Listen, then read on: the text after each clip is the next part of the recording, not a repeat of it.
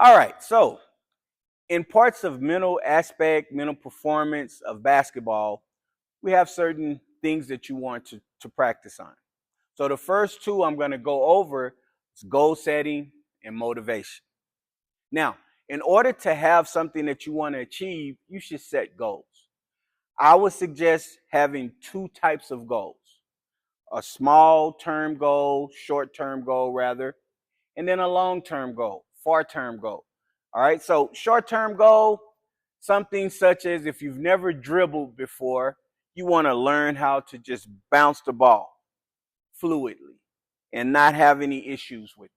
Or maybe your short term goal will be, hey, within the first week, I'm going to make a right hand layup and a left hand layup, right? Now, so you put those goals in place and then you execute it. You work on it until you achieve that goal.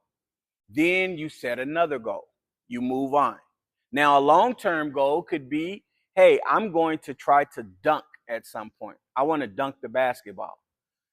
You can do it. You just have to put the time into it. Now, obviously, if you're 8 or 9 years old, dunking is probably not going to be a short-term goal. I mean, who knows? I've never heard of an 8-year-old dunking, but I guess anything could be possible. But we want to say by age 15, I want to be dunking. That's a long-term goal. And that's something that you set and you establish those little milestones that you have to get to in order to get to the dunking. So short-term goals, long-term goals. You can set them, write them down, and keep them. And sometimes you might have to redo those goals to get where you want, and you can check them off as you go. Now, the next part is motivation. What is motivation? What is your motivation?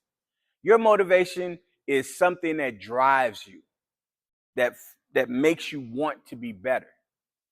Your motivation is part of goal setting.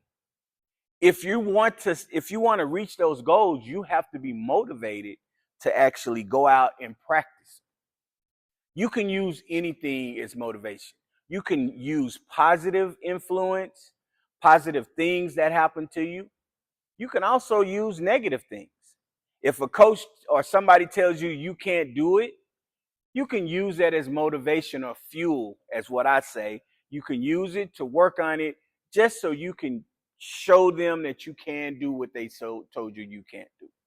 Okay? So we have to be motivated, because motivation is what's going to drive you to achieve your short-term goals and your long-term goals. So let's try to think of a few short-term goals that we can accomplish and some long-term goals. Make sure those short-term goals are things that you know you can achieve without it being too difficult. And after you've built the confidence to do it, then you can start to make harder goals for yourself.